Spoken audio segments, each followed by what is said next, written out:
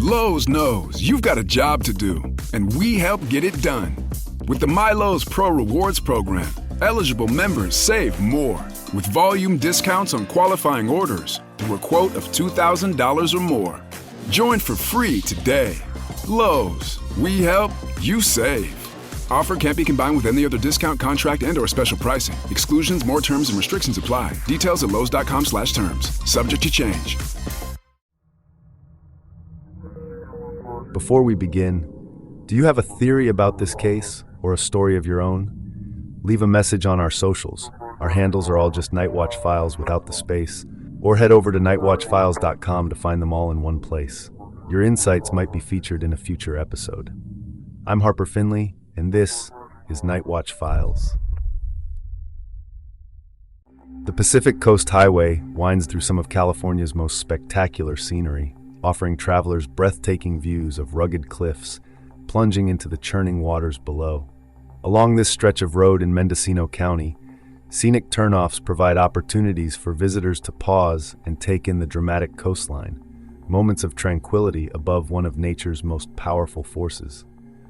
On the evening of March 25, 2018, a retired couple had chosen one such turnoff for their overnight stop. Traveling in their recreational vehicle, they had pulled into the small parking area perched high above the Pacific Ocean. The location offered an unobstructed view of waves crashing against jagged rocks 100 feet below, the rhythmic sound of water meeting stone creating a natural soundtrack to the approaching night. At approximately 11 o'clock, the man noticed another vehicle arriving at the same turnoff. A gold sport utility vehicle pulled into the parking area and came to a stop nearby. The occupants remained inside their vehicle, silhouettes barely visible in the darkness. The man thought nothing of it. Travelers often stopped at these scenic overlooks to rest for the night or simply to take in the view. The night was clear and calm. The retired couple settled into their RV for what they expected would be a peaceful night's sleep. At 3 o'clock in the morning, tranquility shattered. The man was jolted awake by the sharp, unmistakable sound of tires screeching against pavement. The noise was brief but violent, followed immediately by the harsh scraping of metal against asphalt, the distinctive sound of a vehicle's undercarriage dragging across the ground. Alarmed, he quickly got out of his RV and made his way to the cliff's edge. The darkness below was absolute. He strained to see or hear anything that might explain the disturbing sounds that had awakened him. For a moment, he thought he detected something, a cry, it sounded like, but it was so faint and distant that he couldn't be certain. It might have been the call of a seal or simply the wind playing tricks on his ears. After several minutes of peering into the darkness and hearing nothing more, he returned to his RV, unsettled but unsure of what, if anything, had occurred. At approximately 2 o'clock in the afternoon on March 26th, a German tourist walking along the rocky beach below made a discovery that would reveal what the previous night's mysterious sounds were. There, at the bottom of the 100-foot cliff, lay the mangled wreckage of a gold SUV. Emergency responders arriving at the scene discovered the vehicle had been completely destroyed by the impact. Inside and around the wreckage were the 5 occupants of the vehicle, 2 adults and 3 children. All were deceased.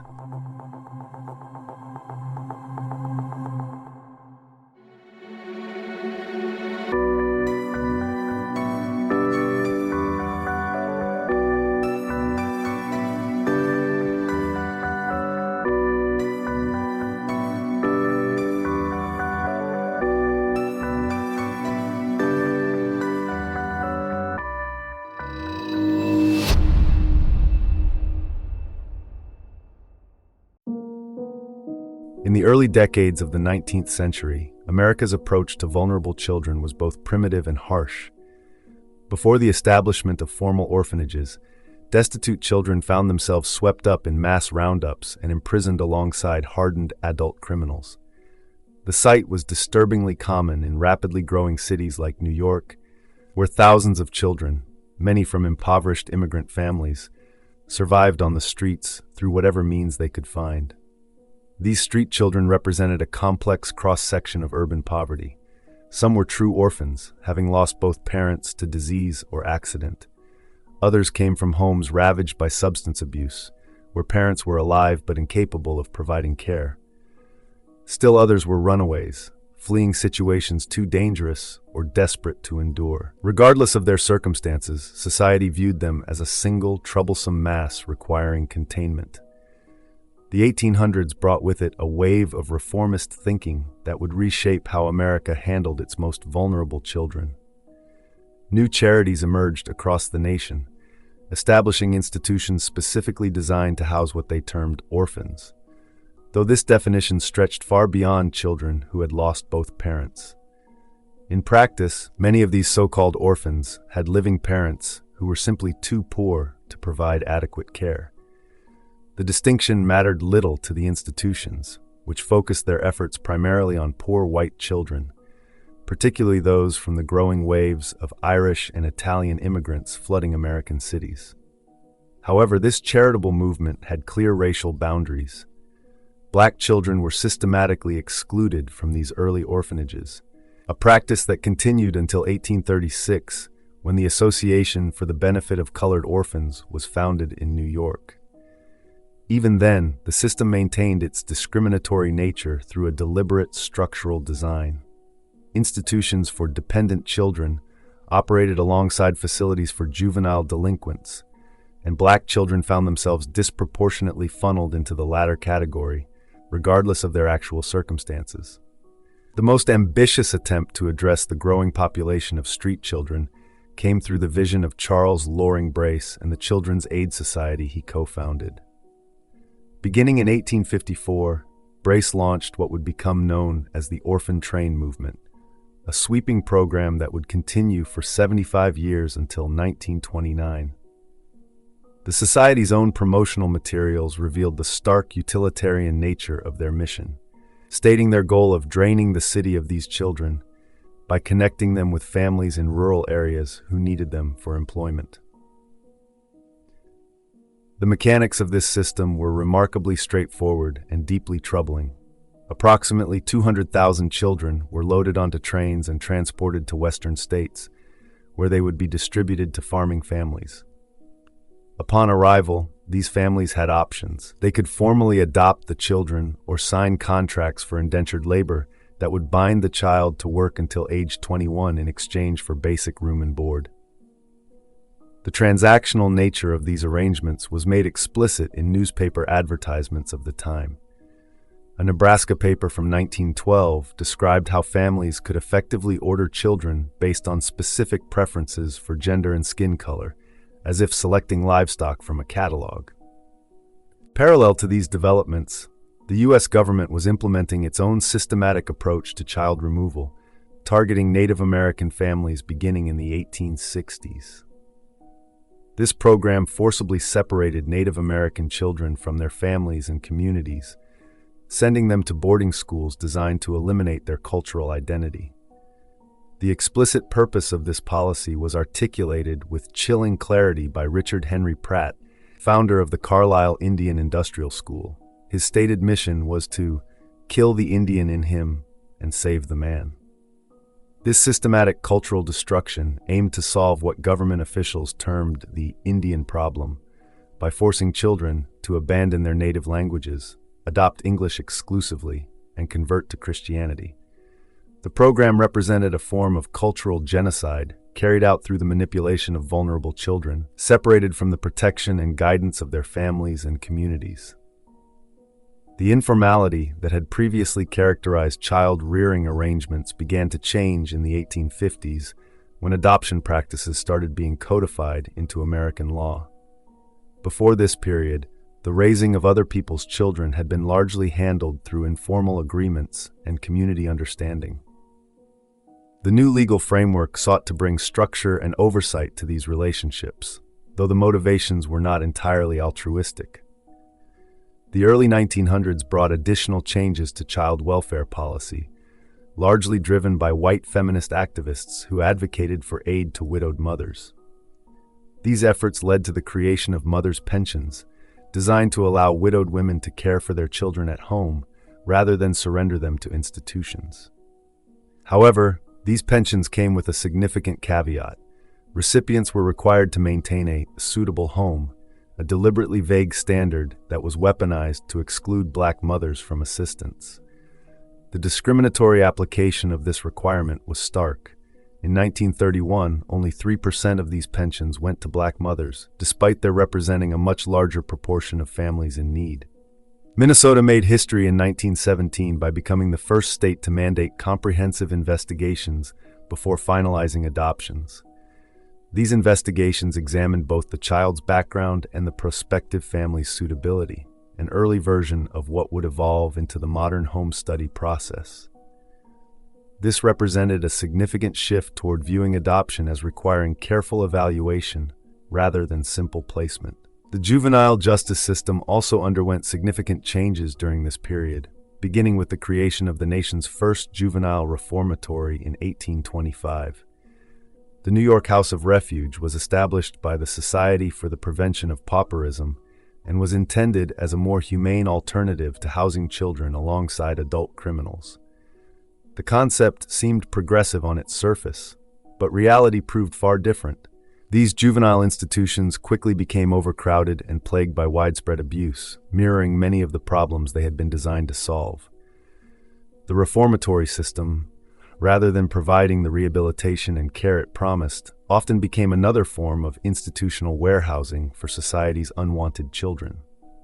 Throughout this period, the treatment of vulnerable children reflected broader societal attitudes about poverty, race, and social control. The systems established during these formative decades would create lasting patterns of institutional bias and structural inequality that would persist for generations. Children were viewed not as individuals deserving protection and care, but as social problems requiring management and control. The solutions implemented often served the interests of the institutions and the broader society, rather than the children they claimed to help.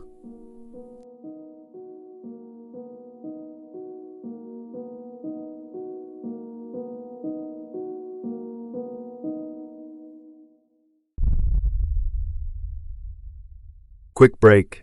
Ads keep the show running, but if you want to skip them, the ad-free version's on Patreon for just $3 a month. Links in the show notes. This is the story of the one. As head of maintenance at a concert hall, he knows the show must always go on. That's why he works behind the scenes, ensuring every light is working, the HVAC is humming, and his facility shines. With Grainger's supplies and solutions for every challenge he faces, plus 24/7 customer support, his venue never misses a beat. Call quickgrainger.com or just stop by. Grainger, for the ones who get it done.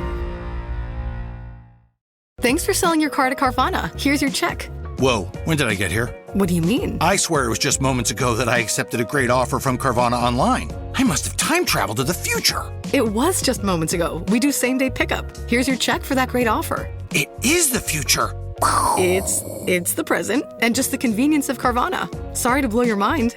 It's all good. Happens all the time. Sell your car the convenient way to Carvana. Pickup times may vary and fees may apply. And we're back. Thanks for sticking through that. Let's get back to it.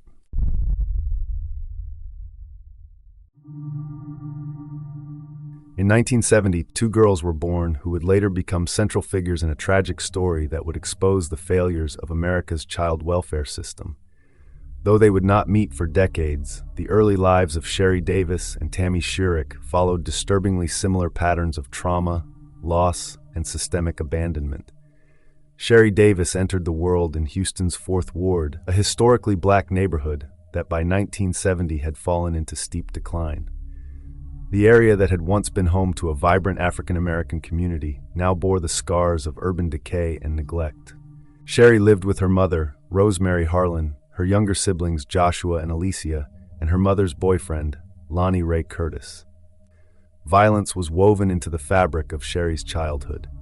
Lonnie Curtis terrorized the household with regular beatings directed at Rosemary. The children watched helplessly as he hit their mother, brandished a pistol at her during arguments, and on at least one occasion beat her so severely with the weapon that she required hospitalization. The atmosphere of fear and unpredictability became the backdrop against which Sherry's formative years unfolded. The violence that had defined her childhood reached its inevitable conclusion one night when Sherry was 12 years old.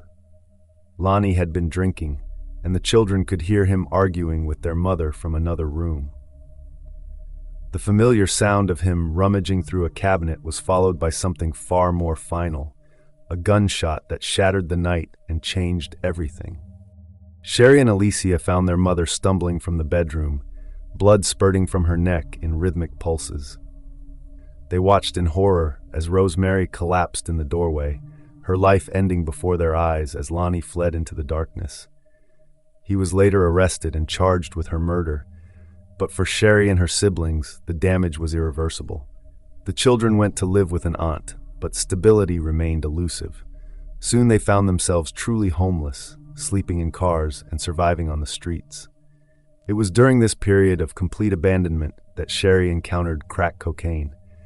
The drug would become a defining force in her life, offering temporary escape from trauma that had never been addressed or treated. At 15, just 3 years after witnessing her mother's murder, Sherry gave birth to her first son, DeMarcus.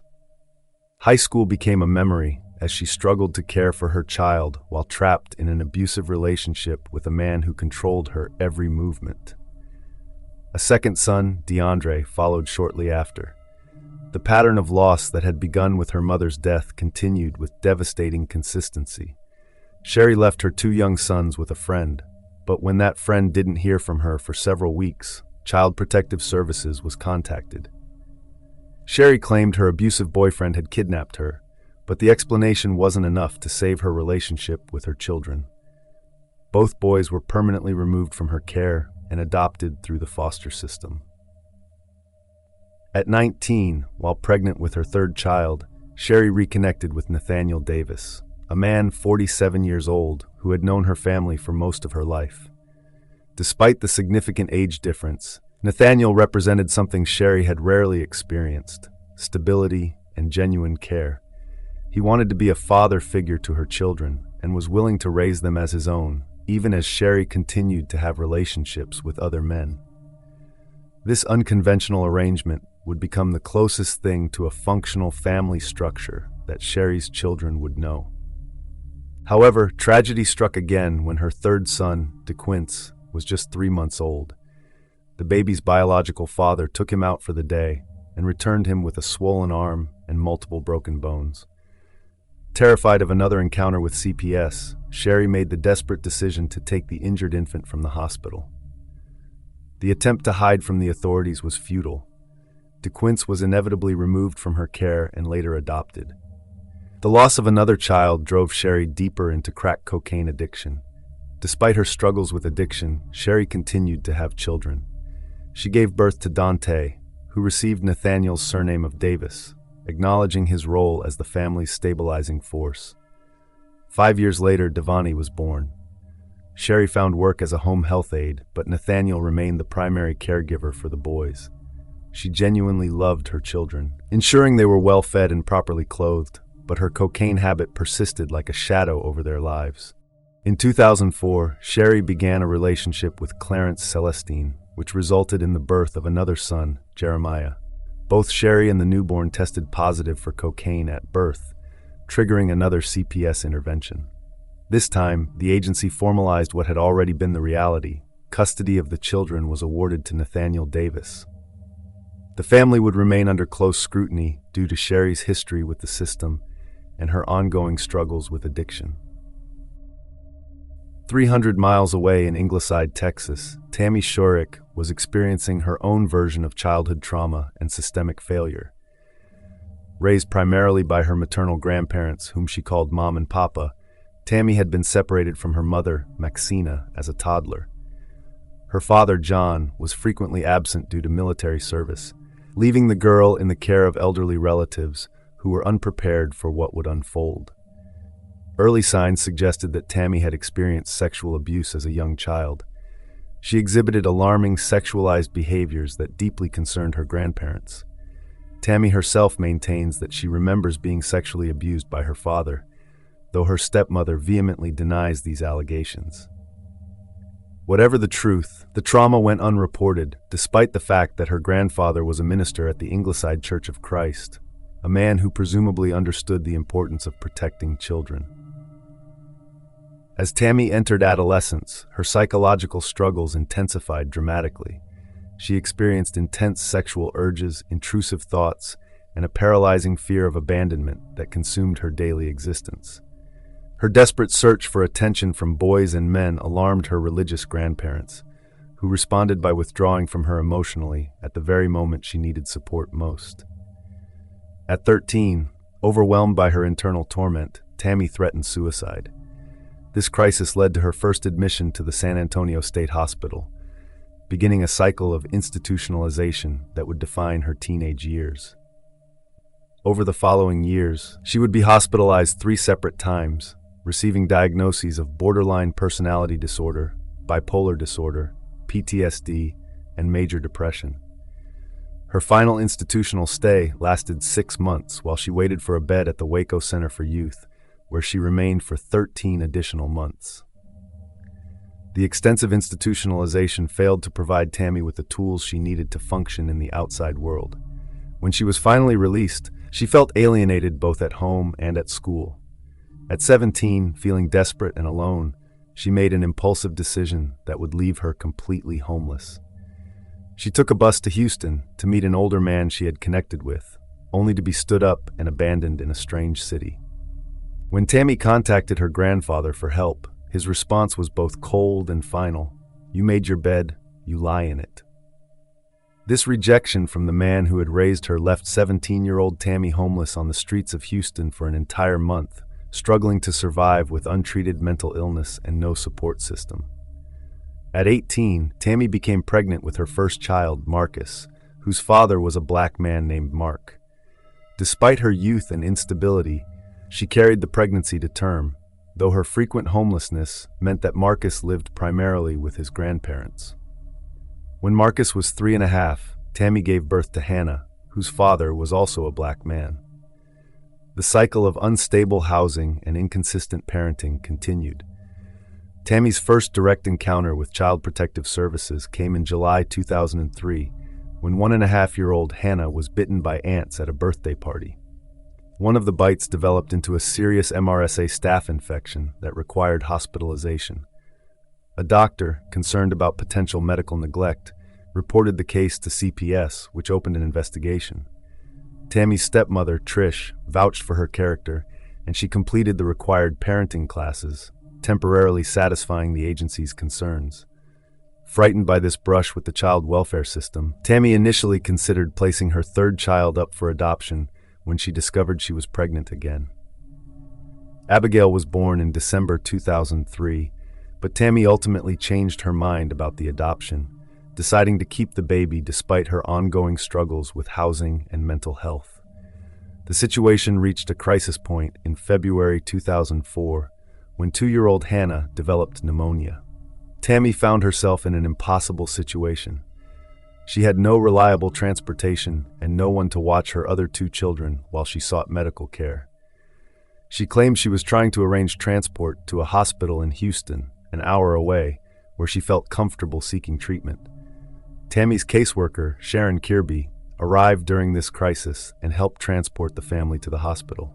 However, once there, a nurse spoke privately with the caseworker, who then returned with paperwork to remove all 3 children from Tammy's custody, citing medical neglect. The very person who had helped her get to the hospital had become the agent of her family's destruction.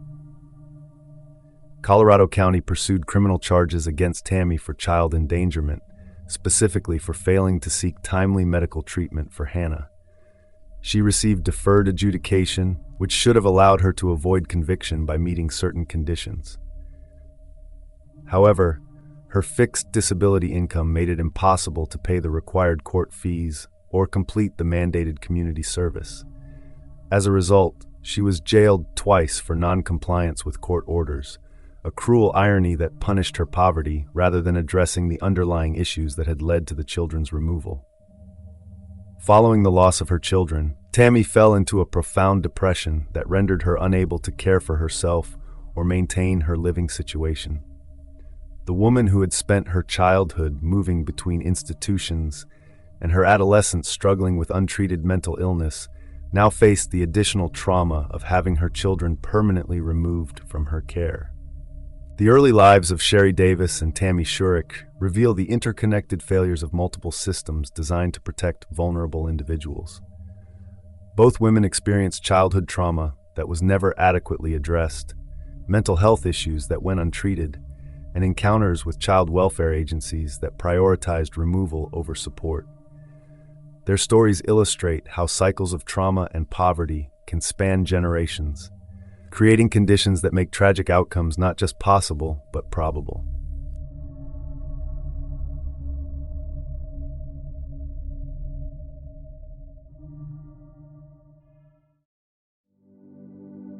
In 2005, Jennifer and Sarah Hart achieved certification as foster parents in Minnesota, joining the ranks of couples committed to providing homes for children in need.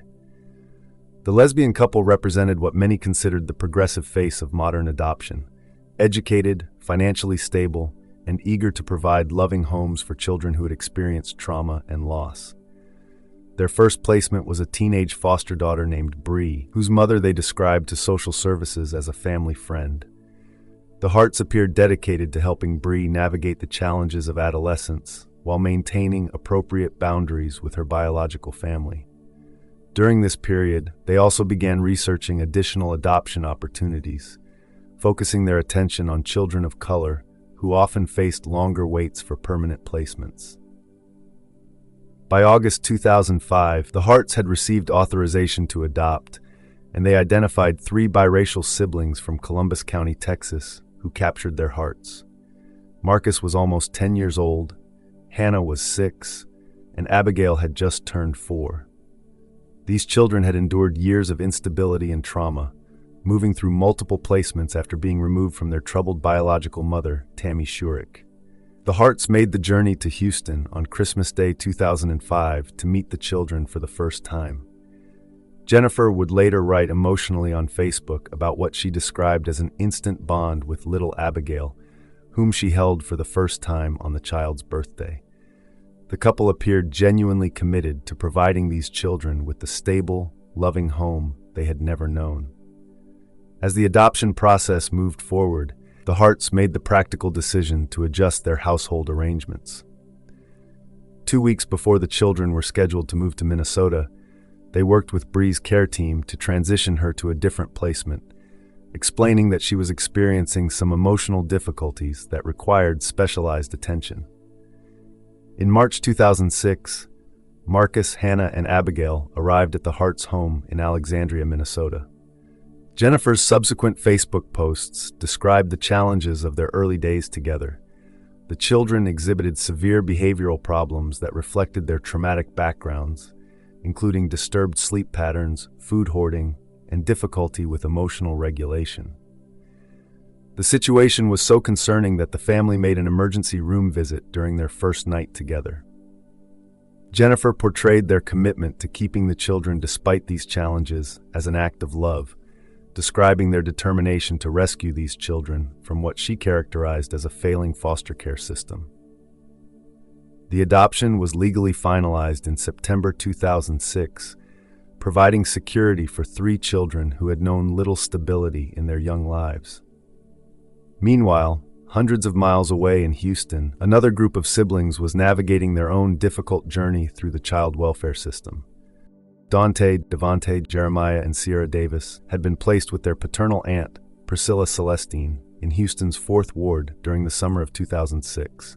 After being separated in different foster placements, this reunification with family appeared to offer hope for stability. These children carried their own histories of trauma, having been removed from their biological mother, Sherry Davis, due to her struggles with substance abuse and the domestic violence they had witnessed. Priscilla Celestine was a devout, church-going woman who genuinely wanted to provide a permanent home for her nephews and niece. However, she immediately faced the financial realities that made kinship care challenging. Relative placements received significantly less financial support than traditional foster care, leaving Priscilla struggling to meet the basic needs of 4 additional children on her limited income. She relied heavily on support from Nathaniel Davis, the children's father figure, and their biological mother Sherry, who regularly brought clothes and food despite having lost custody. Determined to provide legal permanency for the children, Priscilla hired attorney Shonda Jones to help navigate the adoption process. Jones advised both Sherry Davis and the children's father, Clarence Celestine, that voluntarily terminating their parental rights would improve Priscilla's chances of successfully adopting the children and keeping the family together. On August 29, 2006, both parents agreed to terminate their parental rights, believing this sacrifice would secure their children's future with a loving family member. However, this well-intentioned legal decision would have unintended consequences that no one fully understood at the time. The family's carefully constructed plan began to unravel on a December day in 2006 when caseworker Tamika Lipsey made a routine unannounced visit to Priscilla's apartment. She discovered Sherry Davis there watching the children, which violated the specific conditions of the placement that prohibited unsupervised contact between the children and their biological mother, whose rights had been terminated. After consulting with her supervisor, Lipsey was ordered to remove all 4 children immediately due to what was characterized as potential risk of harm. The removal was swift and devastating. Dante was collected from school, witnessing the traumatic scene of his crying younger siblings being placed into the caseworker's vehicle while his mother pleaded for reconsideration. Sherry's words to her children were, "Kiss your mama." The siblings were once again separated. Dante was placed in one foster home while Devante, Jeremiah, and Sierra were placed together in another. Priscilla was informed that she would have no further contact with the children she had been fighting to adopt. The foster home where the 3 younger children were placed proved challenging, with the foster mother frequently complaining about normal childhood behaviors such as bedwetting and high activity levels. In May 2007, refusing to abandon her commitment to the children, Priscilla filed a formal petition to adopt them. However, unbeknownst to her or the biological family, the children had already been listed on the Texas Adoption Resource Exchange, a public database accessible to prospective adoptive parents throughout the country. Despite the challenges they had encountered with their first 3 adoptions, the Hart family began exploring opportunities to expand their family further. Less than 6 months after Marcus, Hannah, and Abigail's adoption was finalized, Jennifer and Sarah began searching for additional children to adopt. By Christmas 2007, they had identified their next placement, Devante, Jeremiah, and Sierra Davis. The Hart's expression of interest triggered an interstate home study process designed to evaluate their suitability as adoptive parents for these specific children. However, during this evaluation period, an incident occurred that would later raise questions about the thoroughness of the review process. In 2008, Hannah Hart arrived at school with a visible bruise on her arm. When questioned by her teacher, the 6-year-old stated that Jennifer had hit her with a belt. School officials reported this allegation to Child Protective Services, initiating an investigation into potential abuse. The Harts denied the allegation, and Sarah ultimately took responsibility for the incident, explaining that she had lost her temper during a disciplinary situation. The case was closed without charges being filed. The Texas CPS worker conducting the placement update for the pending Hart adoption wrote a positive review of the family's home environment, describing the children as living in a stable and loving environment. The worker's report made no mention of the recent abuse investigation, possibly due to poor communication between different jurisdictions or because the case had been closed without substantiation.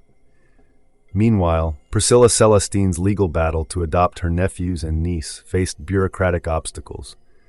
Her petition was denied by Judge Patrick Shelton's court, partly because the children had lived with her for 5.5 months, just 2 weeks short of the 6-month requirement for adoption finalization. This technical requirement overrode what many would consider the obvious benefits of keeping children with a loving relative who had been fighting to provide them a permanent home. Despite Priscilla appealing this decision in October 2008, the state proceeded with facilitating the Hart adoption. The Davis family was provided no information about the prospective adoptive parents, with the Department of Family and Protective Services classifying all such details as confidential to protect the privacy of all parties involved. In June 2008, 5-year-old Devante, 3-year-old Jeremiah, and 2-year-old Sierra were transported by airplane to live with the Hart family in Minnesota. The transition represented a complete change of environment. They moved from a predominantly black neighborhood in Houston's 4th Ward to Alexandria, Minnesota, a small town that was 96% white. The children not only lost their connection to their biological family and cultural community, but were also permanently separated from their older brother. Dante remained in a residential treatment center in Texas, never informed that his siblings were being moved out of state. He had requested a home visit with them just 1 week before they left Texas, but logistical complications prevented this final goodbye. The Hart family now consisted of 8 members, Jennifer and Sarah, along with 6 adopted children, ranging in age from 2 to 10 years old. All 6 children were of color, removed from their biological families due to various circumstances involving poverty, substance abuse, mental illness, and domestic violence. The couple appeared to have successfully navigated a complex system to provide permanent homes for children who had experienced significant trauma. However, later investigations would reveal troubling details about the Hart family's history and methods. Bree, their first foster placement, would eventually disclose that the Harts had exercised excessive control over her finances, severely limited her contact with her biological mother, and maintained such intense surveillance that she felt constantly monitored and restricted. The claim that Bree's mother was a family friend had been completely fabricated. The removal of Bree from their home just before the first adoption was finalized had not been due to her emotional difficulties, but rather a calculated decision by the Harts. They had falsely told her care team that she was suicidal, a lie that served their purpose of clearing space for the new arrivals while simultaneously painting themselves as concerned caregivers dealing with a troubled teenager. Jennifer's dramatic descriptions of the children's first night, the emergency room visit, the extreme behavioral problems, would later be recognized as part of a pattern of exaggeration and manipulation designed to generate sympathy while explaining away any future concerns about the children's welfare. This narrative positioning allowed the Harts to preemptively characterize any problems as resulting from the children's traumatic backgrounds, rather than their current treatment. The systematic failures that enabled these adoptions extended far beyond individual caseworker errors. Information about abuse allegations was not properly shared between states, creating dangerous gaps in oversight. Financial incentives consistently favored stranger adoption over kinship care, making it easier for prospective adoptive parents with resources to acquire children than for loving relatives to keep families together. Legal technicalities were routinely used to override family preservation efforts, while the voices and wishes of biological families were systematically ignored. Most troubling was the revelation that the couple had been actively scouring adoption websites, specifically searching for children of color during their early fostering period. This suggests that their motivation was not simply to help children in need, but to acquire specific types of children for purposes that would only become clear through their later actions. The Hart adoptions were individual tragedies for the children and families involved, and at the same time they exposed the failures of a system that prioritized the desires of prospective adoptive parents over the safety and well-being of vulnerable children.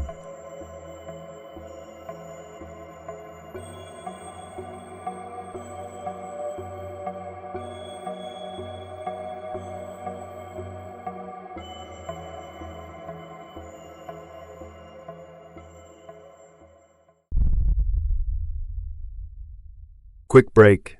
Ads keep the show running, but if you want to skip them, the ad-free version's on Patreon for just $3 a month. Links in the show notes. This is the story of the one. As head of maintenance at a concert hall, he knows the show must always go on.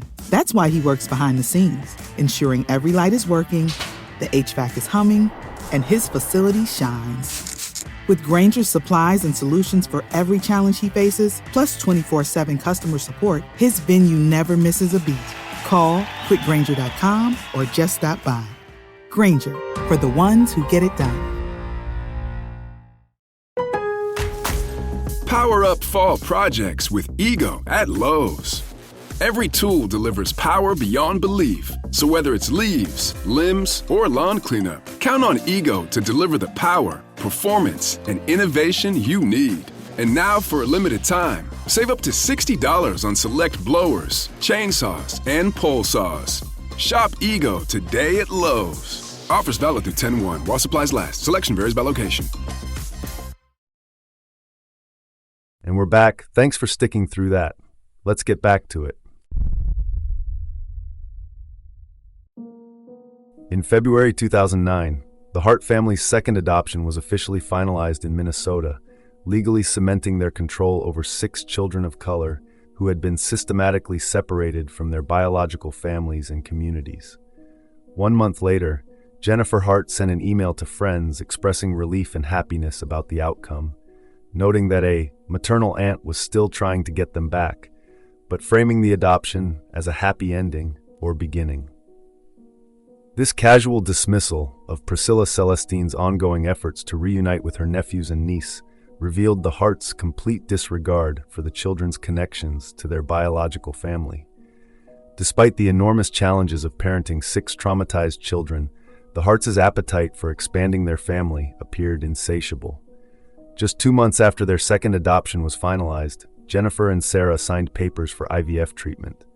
The following month, they were already considering adopting another set of children, twins from Texas, with assistance from caseworker Sharon Kirby, who had previously facilitated their problematic adoptions.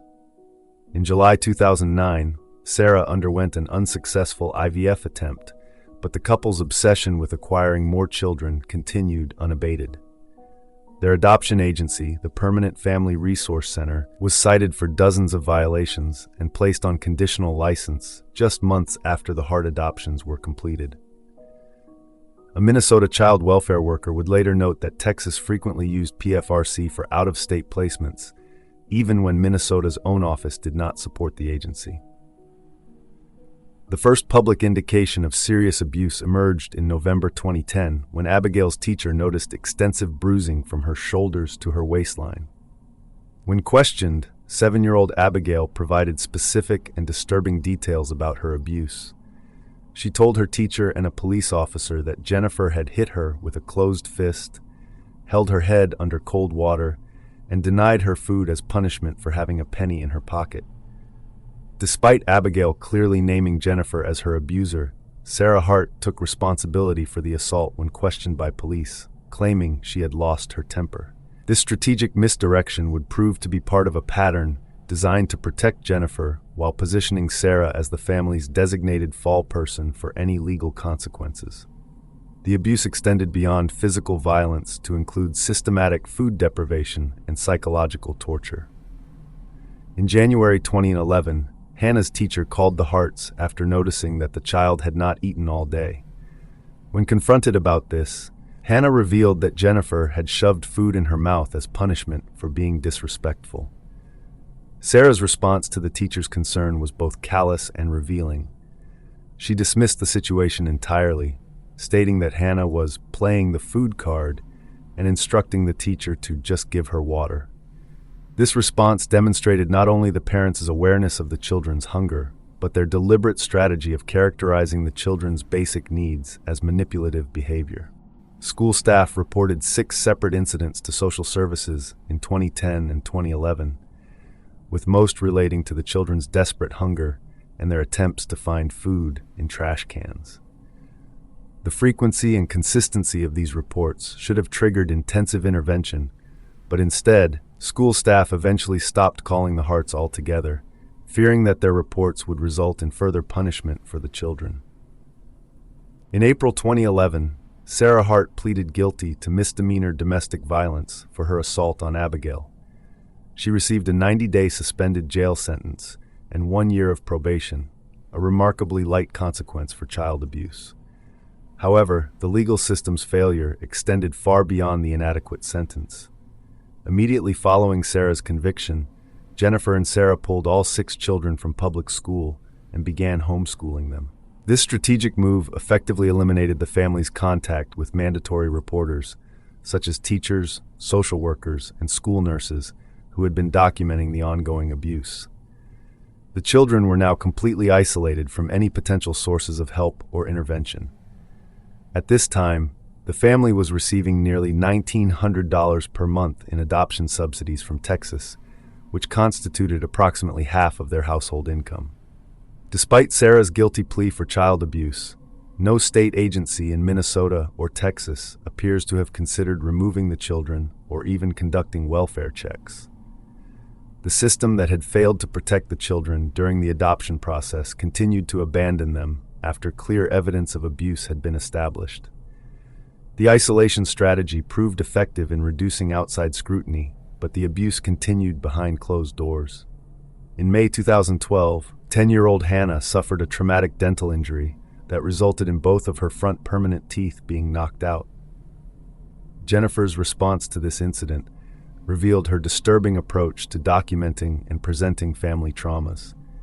She posted a graphic photograph of the bloody tooth on Facebook, claiming that Hannah had tripped while running in the house. Jennifer framed the injury as a not-so-gentle life lesson about impermanence, displaying a callous attitude toward her child's pain and disfigurement. A pediatric dentistry expert later noted that while the explanation was technically plausible, posting such a graphic image on social media represented highly unusual and concerning behavior for a parent. More tellingly, Hannah never received cosmetic replacements for her missing teeth. This medical neglect had the effect of making the already small girl appear even younger than her actual age, further evidencing her vulnerability and difference from her peers. In early 2013, once Sarah's probation had ended, the family began planning another strategic move. They relocated to West Lynn, Oregon, a suburb of Portland.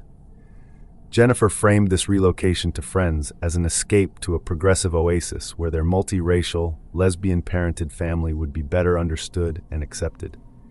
This narrative served multiple purposes. It positioned the family as victims of discrimination, explained their frequent moves, and preemptively discredited any future criticism as bigotry rather than legitimate concern for the children's welfare.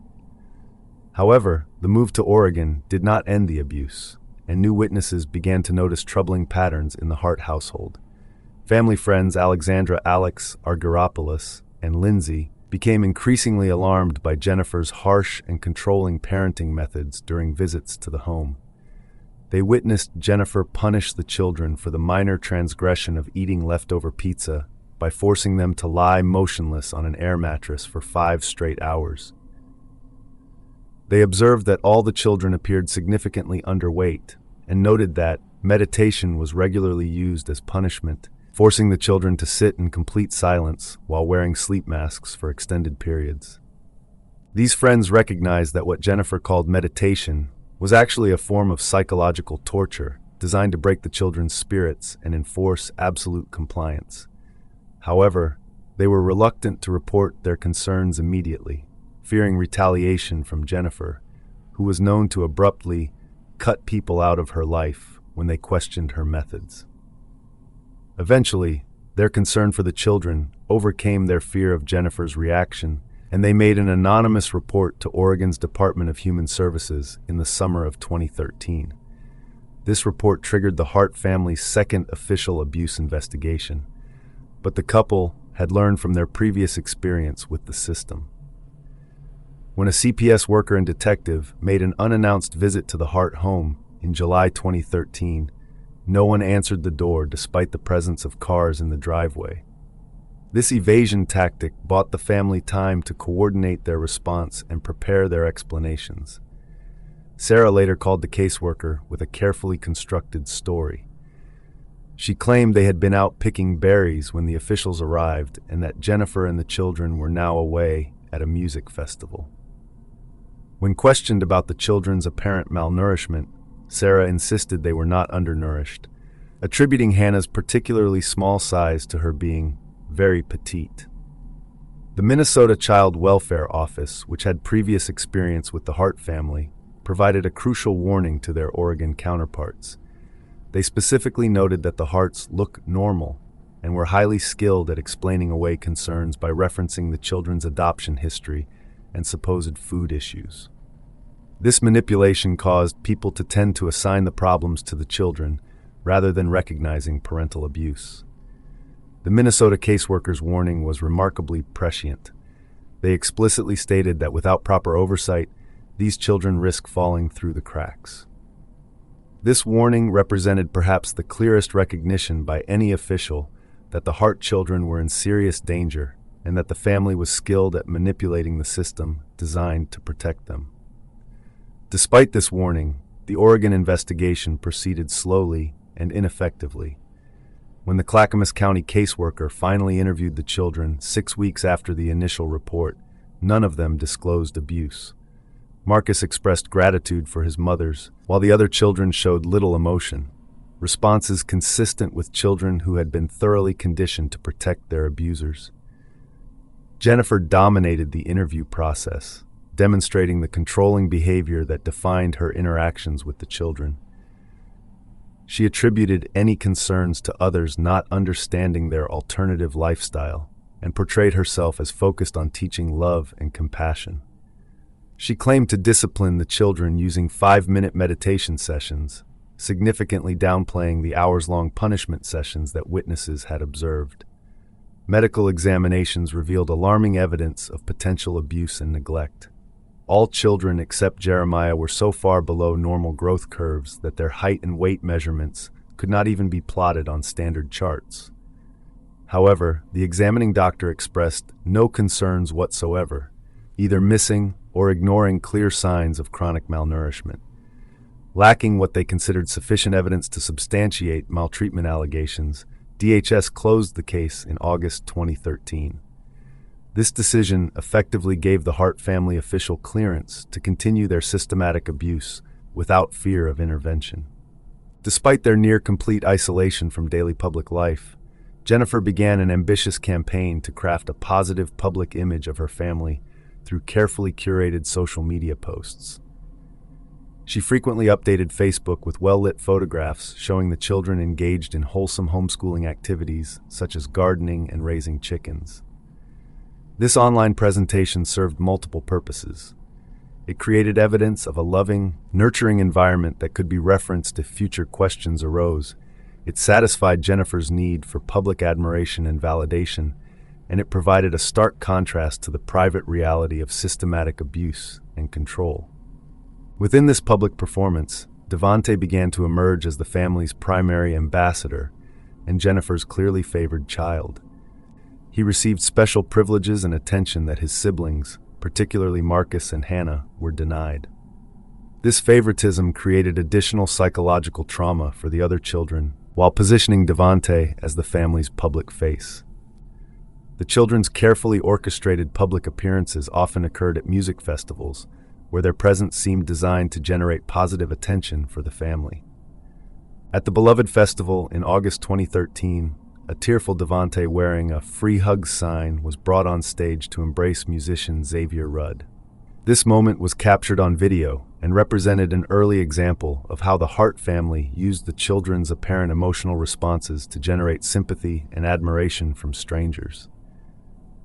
This performance at the music festival would prove to be a rehearsal for much larger public attention that would eventually make Devante internationally famous, while simultaneously masking the systematic abuse occurring behind the Hart family's carefully maintained facade.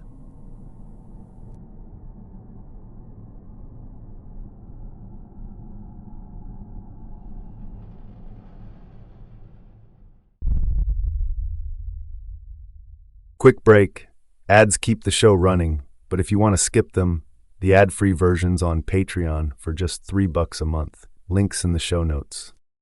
This is the story of the one. As head of maintenance at a concert hall, he knows the show must always go on. That's why he works behind the scenes, ensuring every light is working, the HVAC is humming, and his facility shines. With Grainger's supplies and solutions for every challenge he faces, plus 24/7 customer support, his venue never misses a beat.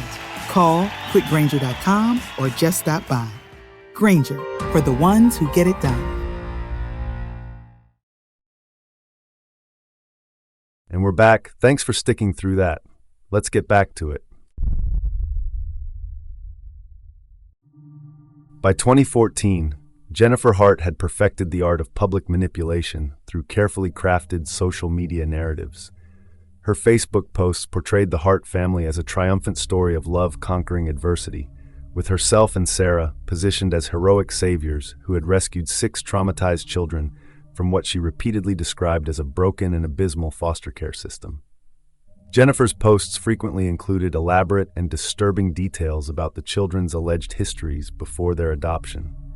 She wrote about the children being possessed by demons and described their first night together as chaotic, with children gorging on food to the point of choking.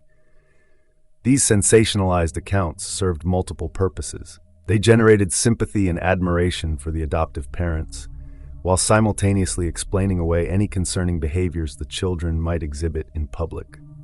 Within this carefully constructed narrative, Devante increasingly emerged as Jennifer's favored showcase child. Her posts often highlighted his supposedly wise beyond his years responses to various situations. One particularly notable post from 2014 described an alleged encounter in a grocery store where an elderly man and checkout clerk were supposedly surprised that Devante, a black child, wasn't interested in sports. According to Jennifer's account, Devante had responded with mature sophistication, "I'm going to be myself, no matter how much people try to make me something I am not." This grocery store anecdote was picked up by a New Zealand-based blog and subsequently republished on the Huffington Post's contributor platform, giving Jennifer's fabricated narratives a wider audience. The blog post repeated Jennifer's uncorroborated and demonstrably false claims about Devante's early childhood, stating that he had entered the world 12 years ago with drugs pumping through his tiny newborn body, and that by age 4 he had smoked, consumed alcohol, handled guns, been shot at, and suffered severe abuse and neglect. These claims were completely fabricated. Devante's birth mother, Sherry Davis, would later categorically state that these stories were made up. However, Jennifer's lies were now part of the public record, creating a false foundation for the sympathy and support the family would receive. The culmination of Jennifer's manipulation campaign came just before Thanksgiving 2014 at a protest in Portland, Oregon. The demonstration had been organized in response to a grand jury's decision not to indict Officer Darren Wilson for the fatal shooting of Michael Brown in Ferguson, Missouri. It was a moment of national racial tension and community pain. At this protest, 12-year-old Devante Hart appeared wearing a free hug sign. He was photographed in an emotional embrace with Sergeant Brett Barnum, a white Portland police officer, with tears streaming down his face. The image was immediately seized upon by media outlets desperate for a symbol of hope amid national division and was quickly dubbed the hug shared around the world by CNN. Jennifer Hart's description of the moment on Facebook was characteristically self-aggrandizing. She described it as one of the most emotionally charged experiences I've had as a mother, claiming that Devante had bravely approached the officer to initiate a conversation about police brutality. This narrative portrayed the 12-year-old as a mature ambassador for racial healing, while simultaneously celebrating Jennifer's parenting. However, Sergeant Barnum's recollection of the event differed from Jennifer's heroic narrative. He told CNN that he had noticed Devante crying, called the boy over to him, and they had chatted briefly before embracing. This version suggested that the officer, not the child, had initiated the interaction, undermining Jennifer's portrayal of Devante as a brave activist. The viral photograph moved millions of people who saw it as evidence that racial harmony was possible even in times of division. However, some observers were disturbed rather than inspired by the image. Journalist Isabel Wilkerson later wrote that she saw not Black Grace, but an abused hostage in the photograph. Other images from the scene revealed a scrum of photographers capturing the moment and showed Devante in clear distress, raising questions about whether the child was being exploited for public consumption. The viral fame that followed the photograph created new challenges for the Hart family's carefully maintained facade. Jennifer claimed to friends that the family received significant attention, both positive and negative. She described Devante being swarmed by fans requesting autographs and complained about threatening emails and reporters camping outside their home. She cited harassment from strangers who disapproved of their multiracial, lesbian-parented family as justification for their increasing social withdrawal. However, when investigators later examined the Harts' computers, they found no evidence of the threatening emails Jennifer had described. This absence of corroborating evidence suggested that Jennifer was fabricating harassment claims to explain the family's increasing isolation and to generate additional sympathy from their social circle. Friends and acquaintances noticed that the Harts became increasingly withdrawn following Devante's viral fame. They frequently canceled one-on-one plans and social gatherings, even while continuing to attend large, crowded public events where they could control their interactions and maintain their carefully crafted image. In the spring of 2015, the Hart family made another strategic relocation, moving from West Lynn, Oregon, to a more rural and secluded home in Woodland, Washington, approximately 30 minutes north of Portland.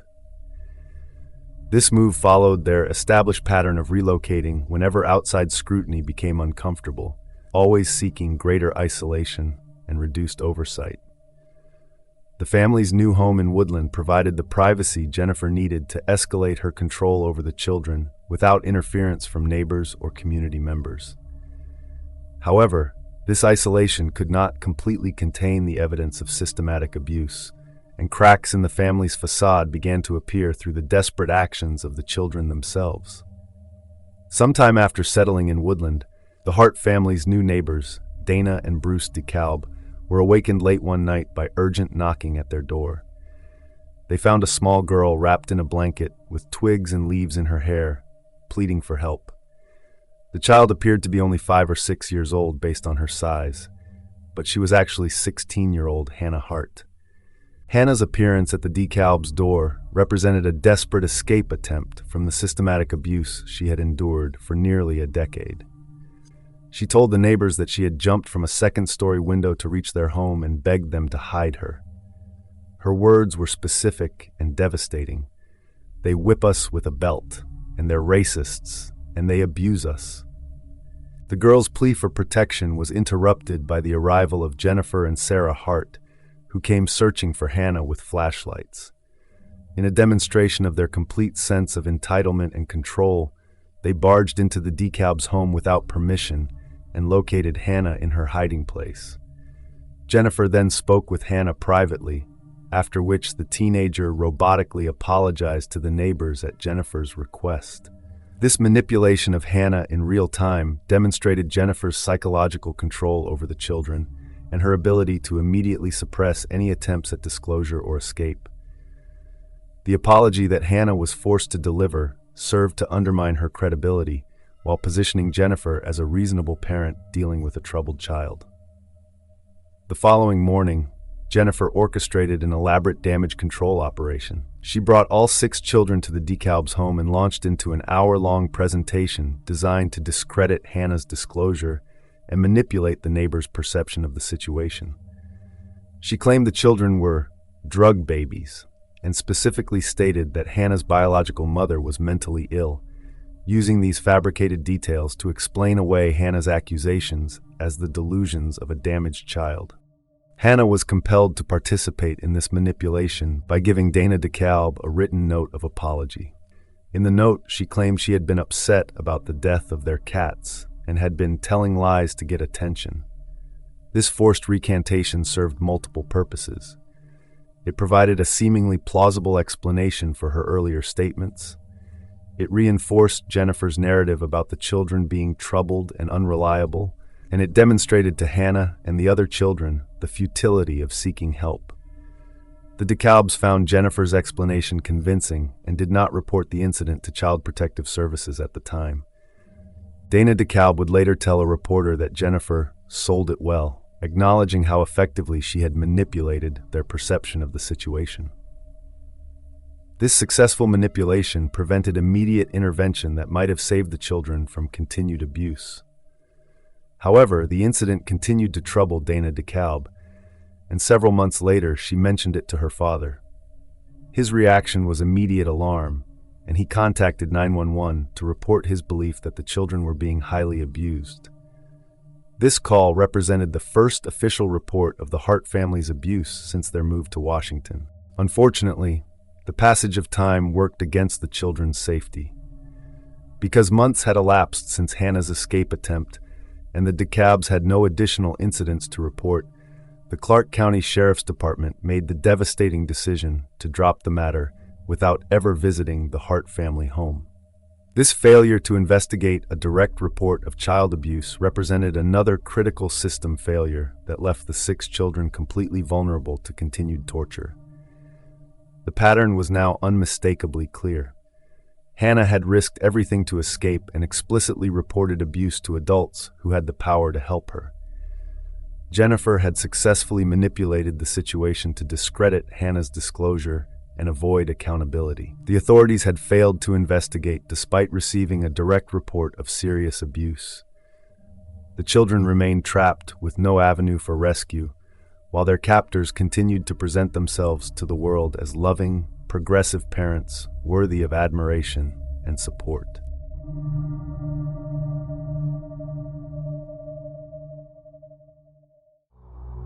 On March 23, 2018, a child welfare worker from Washington's Child Protective Services arrived at the Hart family home in Woodland to investigate a report of child abuse made by the neighbors, Dana and Bruce DeKalb. The worker knocked on the door of the secluded property but received no answer. Following standard protocol, she left a business card wedged in the doorframe. The CPS visit represented everything Jennifer Hart had spent years carefully avoiding: official scrutiny, potential removal of the children, and the collapse of her carefully constructed facade. Within 24 hours of discovering the business card, Jennifer and Sarah Hart had packed their 6 adopted children into their gold Yukon SUV and fled their home in apparent desperation. On the night of March 25, 2018, a man traveling with his wife in an RV had parked for the night at a scenic turnoff on the Pacific Coast Highway in Mendocino County, California. The location offered spectacular views of the rugged coastline and crashing waves below. At approximately 11 o'clock that evening, he noticed the Hart's Gold Yukon parked nearby in the same turnoff area. At around 3 o'clock in the morning on March 26th, the RV occupant was awakened by the distinct sound of tires screeching, followed by the noise of a vehicle bottoming out. Concerned by the unusual sounds, he got out of his RV and looked over the cliff's edge, but the pitch-black darkness revealed nothing. He thought he heard what might have been a whale carried on the ocean wind, but dismissed it as the cry of a seal before returning to bed. Investigators would later determine that Jennifer Hart, with a blood alcohol level of 0.102, well above the legal limit, had accelerated the Yukon directly off the 100-foot cliff in what could only have been a deliberate act. The complete absence of skid marks at the scene confirmed that no attempt had been made to stop the vehicle before it went over the edge. That afternoon, a German tourist spotted the overturned Yukon at the bottom of the cliff and immediately alerted authorities. Deputy Robert Julian was among the first to respond to the scene and quickly realized they were dealing with multiple fatalities in what appeared to be a catastrophic crash. Emergency crews discovered the bodies of Jennifer and Sarah Hart still trapped inside the mangled vehicle. 3 of their children had been ejected during the impact. 19-year-old Marcus, 14-year-old Jeremiah, and 14-year-old Abigail were found dead at the scene. The bodies of Jennifer and Sarah were carefully extricated from the wreckage, which required an industrial tow truck to pull the vehicle up the cliff face. By evening on March 26, law enforcement had identified the vehicle and learned that the Harts were a family of 8 from Washington state. This information immediately raised a crucial concern. 3 children, Devontae, Hannah, and Sierra, were still missing and unaccounted for. The following day, March 27th, a comprehensive search and rescue operation began along the treacherous coastline. The effort was significantly hampered by a recent storm that had created dangerous conditions and choppy waves that made underwater recovery extremely difficult. Mendocino County Sheriff Tom Allman held a press conference acknowledging the absence of brake marks at the scene, but stating there was no reason to believe this was an intentional act. On March 28th, the story took on national significance when the Oregonian published a breaking news story that detailed the recent CPS visit to the Hart home and previous abuse allegations from neighbors.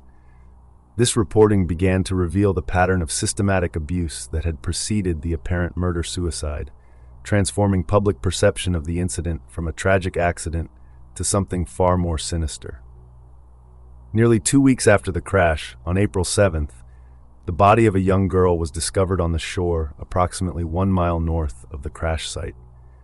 10 days later, on April 17th, investigators announced that the body had been positively identified as 12-year-old Sierra Hart.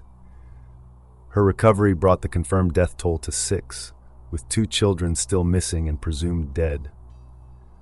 While investigators continued their work in California, the tragedy was about to impact families in Texas who had no idea their children were even dead. In Houston, family law attorney Shonda Jones was watching a news report about the crash when certain details triggered a powerful memory.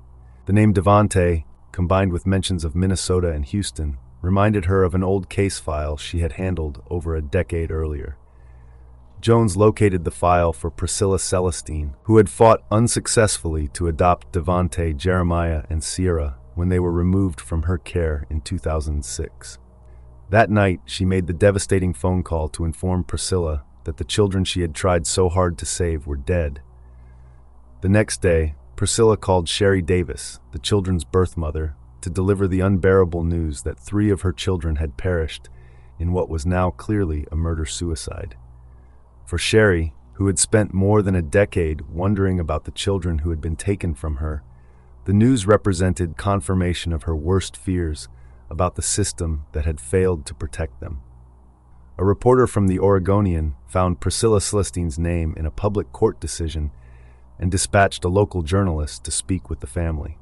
The fact that biological families were learning about their children's deaths through media reports rather than official channels evidenced the complete disconnection between the adoption system and the families it had separated. In May 2018, a passerby made a grisly discovery on a Mendocino beach: a pair of pants and a small shoe. Inside the shoe was a decomposed foot, which authorities believed belonged to Hannah Hart, though initial DNA tests proved inconclusive. The Mendocino County Sheriff's Office made a public appeal for the families of Marcus, Hannah, and Abigail to come forward and provide DNA samples to help identify Hannah's remains.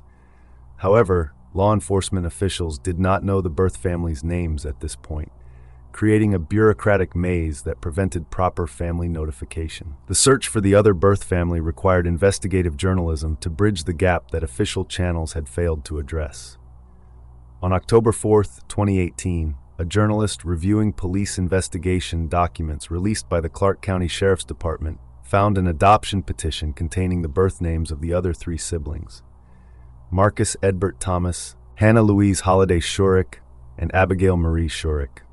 Using Facebook, the journalist contacted people with the last name Shurick in the Corpus Christi area.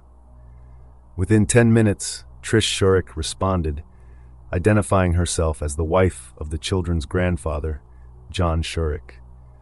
That evening, through a phone call with the journalist, Trish learned that 3 of her husband's grandchildren were dead. She spent the night reading news articles about the crash and told her husband John when he returned from his trucking job the following morning. On October 5th, Trish tracked down her stepdaughter Tammy Shurick, the children's birth mother, and delivered the devastating news of her children's deaths. For Tammy, who had lost custody of Marcus, Hannah, and Abigail in 2004 due to her struggles with mental illness and poverty, the news was catastrophic. She became suicidal upon learning that the children she had never stopped loving had been killed by their adoptive parents. The journalist who had helped locate the family also connected Tammy with a nonprofit organization that could provide free therapy, recognizing the additional trauma created by learning about her children's deaths through a stranger rather than through official channels. On December 19, 2006, Tammy had been sentenced to 6 months in jail for failing to follow court orders related to the child endangerment charge from 2004, a consequence of her poverty rather than any genuine threat to her children's safety. While she was incarcerated and unable to fight for her children, they were being placed with the Hart family, where they would endure years of systematic abuse before their eventual deaths. By the end of 2018, the birth families of all 6 Hart children had been notified of their deaths, though Devonte Hart's body had still not been recovered from the Pacific Ocean. The notification process had required the intervention of journalists and private citizens because the official systems designed to maintain family connections had completely failed. The Hart family tragedy exposed the interconnected failures of adoption agencies, child protective services, law enforcement, and the courts. 6 children who had been removed from their biological families to protect them from alleged neglect and abuse had instead been placed with individuals who systematically tortured them for over a decade before ultimately killing them. The families who had fought to keep the children, who had loved them despite their own struggles with poverty and mental illness, were left to grieve not only the loss of their children, but the knowledge that the system designed to protect vulnerable children had instead delivered them to their deaths.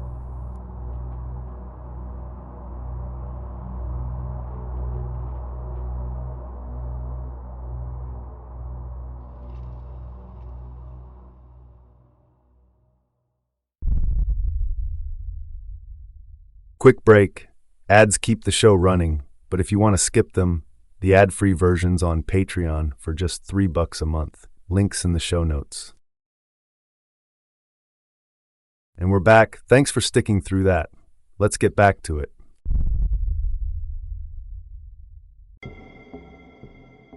In early 2019, Mendocino County Sheriff Tom Allman made an unprecedented decision. He announced he would convene a public coroner's inquest into the Hart family deaths, the first in the county in over 50 years. The purpose was clear: to have a jury determine whether the deaths were accidental, the result of a homicidal driver, or something far more sinister. On April 3rd and 4th, 2019, the 2-day inquest was held and broadcast live to the public. The testimony that emerged painted a chilling picture of the family's final hours. Deputy Jake Slates of the California Highway Patrol revealed that while driving toward California, Sarah Hart had conducted a series of disturbing Google searches on her phone. Her queries included, can 500 milligrams of Benadryl kill a 120-pound woman? And is death by drowning relatively painless?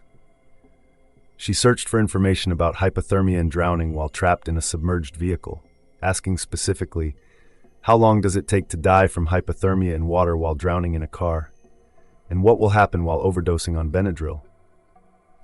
One of Sarah's final searches was for no-kill shelters for dogs, suggesting concern for their pets, even as she researched methods for killing herself and potentially the children in their care. These searches, preserved in digital records, would later provide investigators with clear evidence of the intentional nature of what followed. The autopsy results confirmed that lethal amounts of diphenhydramine, the active ingredient in Benadryl, were found in Sarah's system and in the bodies of the children discovered at the scene. An accident reconstruction expert testified that the Yukon's airbag deployment system indicated the vehicle had accelerated off the cliff. There was no evidence that any family members had been wearing seatbelts. Law enforcement officers, including Lieutenant Shannon Barney, testified that they believed Jennifer and Sarah had succumbed to a lot of pressure from their lives and made a conscious decision to end their lives this way and take the children with them. Notably, throughout the proceedings, the word murder was never used. After just 1 hour of deliberation, the jury returned with a unanimous verdict.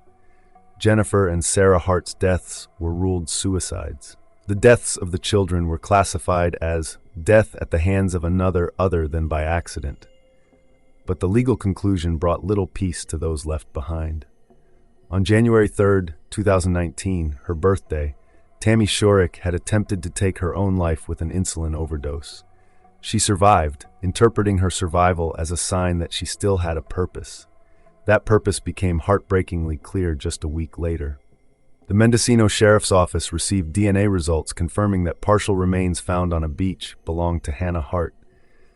They issued a national press release before personally notifying the families.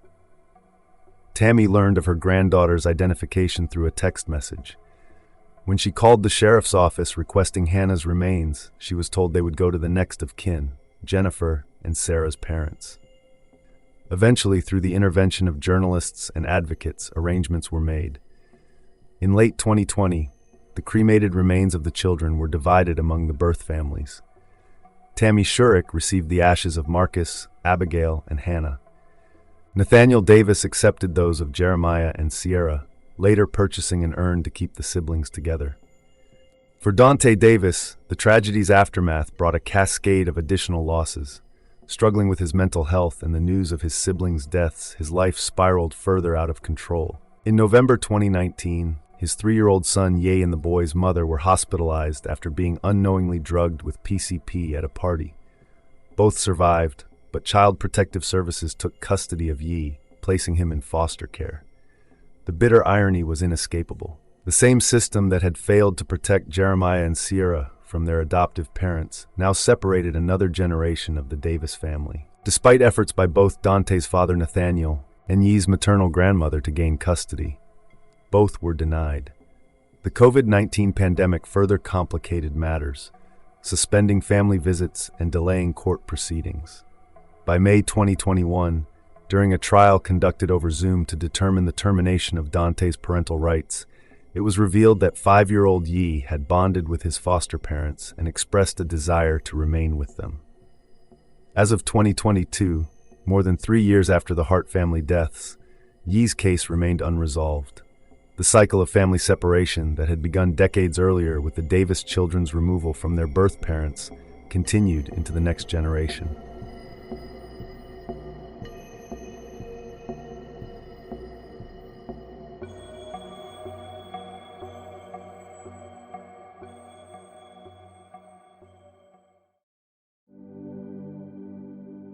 The Hart family case represents a catastrophic failure of systems meant to protect vulnerable children. Despite numerous red flags, intervention attempts by concerned neighbors, and a documented history of abuse, 6 children died because adults tasked with their protection failed them at every turn. The case also exposes how certain characteristics of the perpetrators themselves contributed to these systemic failures. Author Abby E. Goldberg, in her chapter LGBTQ Parents and Filicide, from the book The Misrepresentation of Queer Lives in True Crime, provides crucial analysis of how Jennifer and Sarah Hart's identity as a white lesbian couple affected both media coverage and official responses to their case. Goldberg notes that the women's race, gender conformity, and physical attractiveness deflected attention away from the harm they perpetrated on the children in their care. White saviorism operated to render their parental authority unquestioned while systematically silencing their children's voices.